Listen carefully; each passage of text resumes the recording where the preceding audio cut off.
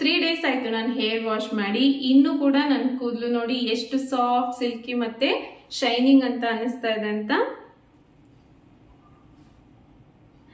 ನೀವು ಕೂಡ ನಿಮ್ ಕೂದಲು ಈ ರೀತಿ ಸಾಫ್ಟ್, ಸಿಲ್ಕಿ ಮತ್ತೆ ಶೈನಿಂಗ್ ಆಗಿರ್ಬೇಕು ಅಂತ ಹೇಳಿ ಕಂಡೀಷನರ್ ನ ಯೂಸ್ ಮಾಡ್ತೀರಾ ಅಲ್ವಾ? ಯಾವ ಕಂಡೀಷನರ್ ನ ಯೂಸ್ ಮಾಡ್ತೀರಾ? ಡೆಫಿನೆಟ್ ಆಗಿ ಕೆಮಿಕಲ್ ಬೇಸ್ ಇರುವಂತ ಕಂಡೀಷನರ್ ನೇ ಅಲ್ವಾ? ಆದ್ರೆ ಈ ಕೆಮಿಕಲ್ ಬೇಸ್ ಇರುವಂತ ಕಂಡೀಷನರ್ ಗಿಂತ 2 ಪಟ್ಟಷ್ಟು ನಿಮ್ಮ ಕೂದಲನ್ನ ಸಾಫ್ಟ್, ಸಿಲ್ಕಿ ಮತ್ತೆ ಶೈನಿಂಗ್ ಹಾಕ್ಸುವಂತ ಒಂದು ನ್ಯಾಚುರಲ್ ಹೇರ್ ಕಂಡೀಷನರ್ ನ ಇವತ್ತು ನಾನು ನಿಮ್ಗೆ ತೋರಿಸ್ಕೊಡ್ತೀನಿ. ನಾರ್ಮಲ್ ಆಗಿ ಕೆಮಿಕಲ್ ಇರುವಂತ ಕಂಡೀಷನರ್ ಇಂದ ಖಂಡಿತ ಸೈಡ್ ಎಫೆಕ್ಟ್ ಆಗೇ ಆಗುತ್ತೆ. ಆದ್ರೆ ಇದರಿಂದ ಯಾವುದೇ ರೀತಿ ಸೈಡ್ ಎಫೆಕ್ಟ್ಸ್ ಆಗುವಂತ ಚಾನ್ಸೇ ಇಲ್ಲ. 100ಗೆ 200% ಅಷ್ಟು ನಮ್ಮ ಕೂದಲು ಸಾಫ್ಟ್, ಸಿಲ್ಕಿ ಮತ್ತೆ ಶೈನಿಂಗ್ ಆಗೋದಂತೂ ಖಂಡಿತ. ನೀವಂತೂ ನೋಡ್ತಾ ಇರ್ತೀರಾ, ನಾನು ನ್ಯಾಚುರಲ್ ಇಂಗ್ರೀಡಿಯೆಂಟ್ಸ್ ನ ಕೂದಲಿಗೆ ತುಂಬಾನೇ ಯೂಸ್ ಮಾಡ್ತಾ ಇರ್ತೀನಿ. ಸೊ ನಾನು ಯೂಸ್ ಮಾಡಿರುವಂತ ಆ ಎಲ್ಲಾ ನ್ಯಾಚುರಲ್ ಇಂಗ್ರೀಡಿಯೆಂಟ್ಸ್ ಅಲ್ಲಿ ಇರುವಂತ ಕಂಡೀಷನರ್ ಅಲ್ಲಿ ಇದು ನಂಗೆ ಬೆಸ್ಟ್ ಅಂತ ಅನಿಸ್ತು. ಸೊ ಇದಕ್ಕೆ ನಾವು ವರ್ಲ್ಡ್ಸ್ ಬೆಸ್ಟ್ ಹೇರ್ ಕಂಡೀಷನರ್ ಅಂತ ಹೆಸರಿಟ್ರು ಕೂಡ ತಪ್ಪಾಗಲ್ಲ. ಅಷ್ಟು ಎಫೆಕ್ಟಿವ್ ಆಗಿರುವಂತ ರಿಸಲ್ಟ್ ಅನ್ನ ಇದು ಕೊಡುತ್ತೆ. ಸೊ ಹೇಗೆ ಇದನ್ನ ಯೂಸ್ ಮಾಡೋದು ಅಂತ ನೋಡೋಣ. ಈ ಹೇರ್ ಮಾಸ್ಕ್ ಅಲ್ಲಿ ಮೇಜರ್ ರೋಲ್ ನ ಪ್ಲೇ ಮಾಡುವಂತದ್ದು ಎಗ್. ಈ ಎಗ್ ಅಲ್ಲಿ ಪ್ರೋಟೀನ್ ಅಂಶ ಜಾಸ್ತಿ ಇರುತ್ತಲ್ವಾ? ನಮ್ ಕೂದಲಿಗೆ ಬೇಕಾಗಿರುವಂತ ಪ್ರೋಟೀನ್ ಅಷ್ಟು ಕೂಡ ಈ ಎಗ್ ಇಂದಾನೆ ನಮ್ಗೆ ಸಿಕ್ಬಿಡತ್ತೆ. ಹಾಗಾಗಿ ನಮ್ ಕೂದಲು ಸಾಫ್ಟ್, ಸಿಲ್ಕಿ ಮತ್ತೆ ಶೈನಿಂಗ್ ಕೂಡ ಆಗುತ್ತೆ.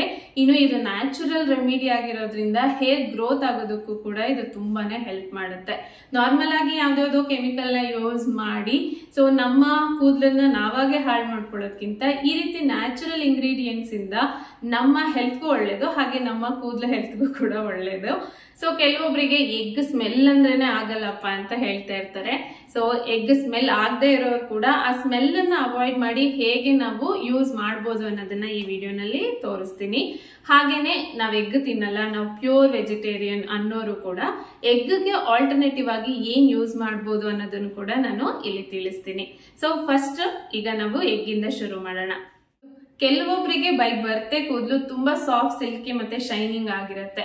ಅಂತವರು ಜಸ್ಟ್ ನಮ್ಮ ಕೂದಲನ್ನ ಆರೈಕೆ ಮಾಡ್ಬೇಕು ಅನ್ನೋ ಕಾರಣಕ್ಕೆ ಎಗ್ ಯೂಸ್ ಮಾಡೋದಾದ್ರೆ ಎಗ್ ವೈಟ್ ನ ಯೂಸ್ ಮಾಡಿದ್ರೆ ಸಾಕು.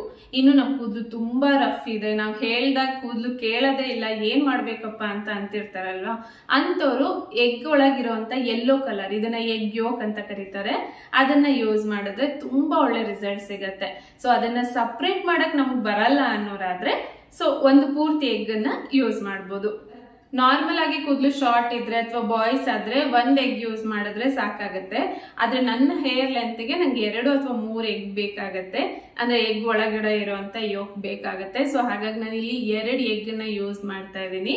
ಸೊ ಎಗ್ ಅನ್ನ ಈ ರೀತಿ ಕಟ್ ಮಾಡ್ಕೊಂಡು ಅದ್ರ ಮಧ್ಯದಲ್ಲಿ ಇರುವಂತ ಯೆಲ್ಲೋ ಕಲರ್ ನ ನಾನು ಸಪರೇಟ್ ಮಾಡ್ಕೊಂಡಿದೀನಿ. ಎಗ್ ನ ಸಪರೇಟ್ ಮಾಡಿ ಆದ್ಮೇಲೆ ಈ ಎಗ್ ಯೋಕ್ ನ ಚೆನ್ನಾಗಿ ಬೀಟ್ ಮಾಡಿ ಡೈರೆಕ್ಟ್ ಆಗಿ ಕೂಡ ನಮ್ ಸ್ಕಾಲ್ಪಿಗೆ ಅಥವಾ ಕೂದಲಿಗೆ ಪೂರ್ತಿಯಾಗಿ ಅಪ್ಲೈ ಮಾಡ್ಕೋಬಹುದು.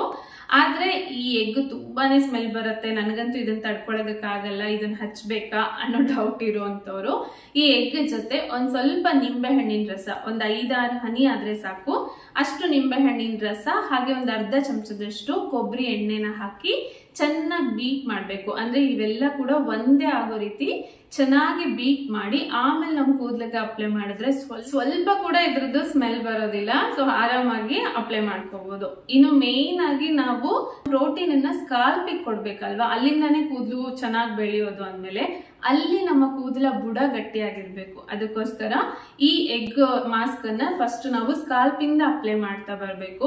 ಸೊ ಪೂರ್ತಿ ಸ್ಕಾಲ್ಪ್ಗೆ ನಾವು ಅಪ್ಲೈ ಮಾಡಿ ಆದ್ಮೇಲೆ ಉಳಿದ್ರೆ ನೀವು ಈ ಹೇರ್ ಲೆಂತ್ಗೂ ಕೂಡ ಅಪ್ಲೈ ಮಾಡ್ಕೋಬಹುದು. ಒಂದ್ ವೇಳೆ ಇಲ್ಲ ನಾವು ಫುಲ್ ಹೇರ್ ಲೆಂತ್ಗೆಲ್ಲ ಅಪ್ಲೈ ಮಾಡ್ತೀವಿ ಅನ್ನೋದಾದ್ರೆ ಇನ್ನೊಂದು ಮೊಟ್ಟೆನ ಎಕ್ಸ್ಟ್ರಾ ಹಾಕೊಳ್ಳಿ, ಆವಾಗ ಪೂರ್ತಿ ಕೂದಲನ್ನ ನೀವು ಕವರ್ ಮಾಡ್ಕೋಬಹುದು.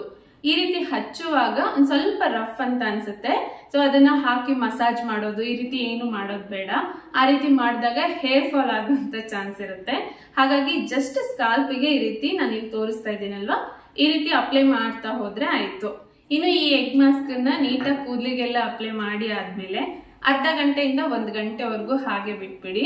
ಅದಾದ್ಮೇಲೆ ನೀವು ನಾರ್ಮಲ್ ಆಗಿ ಲೂಕ್ ವಾರ್ಮ್ ವಾಟರ್ ಅಂದ್ರೆ ಕೈ ನೀರಲ್ಲಿ ಇಟ್ರೆ ಬೆಚ್ಚಗೆ ಅನ್ಸ್ಬೇಕು, ಆ ರೀತಿ ನೀರಿಂದ ನಿಮ್ ಕೂದಲನ್ನೆಲ್ಲ ನೀಟಾಗಿ ವಾಶ್ ಮಾಡ್ಬಿಡಿ. ಹೇರ್ ವಾಶ್ ಮಾಡೋದಕ್ಕೆ ಶಾಂಪೂ ಯೂಸ್ ಮಾಡ್ಬೋದಾ ಅಂದ್ರೆ ಡೆಫಿನೆಟ್ ಆಗಿ ಶಾಂಪೂ ಯೂಸ್ ಮಾಡೇ ಹೇರ್ ವಾಶ್ ಮಾಡಿ. ಆದ್ರೆ ಯಾವುದೇ ಕಂಡೀಷನರ್ ನ ಮತ್ತೆ ಅಪ್ಲೈ ಮಾಡೋದಕ್ಕೆ ಹೋಗ್ಬೇಡಿ.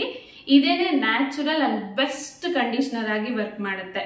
ಸೊ ಹೇರ್ ವಾಶ್ ಮಾಡಿ ಆದ್ಮೇಲೆ ನೀಟಾಗಿ ನೀವು ಬಿಸಿಲಲ್ಲಿ ಅಥವಾ ಗಾಳಿನಲ್ಲಿ ನಿಮ್ಮ ಕೂದಲನ್ನ ಒಣಗಿಸ್ಕೊಂಡು ನೋಡಿ, ನೀವೇ ಆಶ್ಚರ್ಯ ಪಡ್ತೀರಾ ಇಷ್ಟು ಚೆನ್ನಾಗಿ ನನ್ನ ಕೂದಲು ಸಾಫ್ಟ್ ಆಗಿದ್ಯಾ, ಸಿಲ್ಕಿ ಆಗಿದ್ಯಾ ಅಂತ. ಹಾಗೆ ಈ ಹೇರ್ ಮಾಸ್ಕ್ ಅನ್ನ ನೀವು ವಾರದಲ್ಲಿ ಒಂದ್ಸಾರಿ ಅಥವಾ 15 ದಿನಕ್ಕೆ ಒಂದ್ಸಾರಿ ಕಂಪಲ್ಸರಿಯಾಗಿ ಯೂಸ್ ಮಾಡಿ. ಡೆಫಿನೆಟ್ ಆಗಿ ನಿಮ್ಮ ಕೂದಲ ಕಂಡೀಷನ್ ತುಂಬಾನೇ ಚೆನ್ನಾಗಿರುತ್ತೆ. ಸೊ ಎಗ್ ಯೂಸ್ ಮಾಡದೇ ಇರೋರು ಇದಕ್ಕೆ ಆಲ್ಟರ್ನೇಟಿವ್ ಆಗಿ ಏನ್ ಯೂಸ್ ಮಾಡಬಹುದು ಅಂದ್ರೆ ಅಗಸೆ ಬೀಜ ಅಂದ್ರೆ ಫ್ಲಕ್ಸ್ ಸೀಡ್ಸ್ ಬರುತ್ತಲ್ವಾ, ಅದ್ರ ಜೆಲ್ ಅನ್ನ ಯೂಸ್ ಮಾಡಿ, ಅಥವಾ ರೈಸ್ ವಾಟರ್ ಅಥವಾ ರೈಸ್ ಇಂದ ಮಾಡಿರುವಂತ ಗಂಜಿ ಇದನ್ನ ನೀವು ಕೂದಲಿಗೆ ಅಪ್ಲೈ ಮಾಡಿದ್ರು ಕೂಡ ನಿಮ್ ಕೂದಲು ತುಂಬಾನೇ ಸಾಫ್ಟ್ ಮತ್ತೆ ಸಿಲ್ಕಿ ಆಗುತ್ತೆ. ಎಗ್ಗೆ ಆಲ್ಟರ್ನೇಟಿವ್ ಆಗಿ ನಾವ್ ಇದನ್ನ ಯೂಸ್ ಮಾಡಬಹುದು.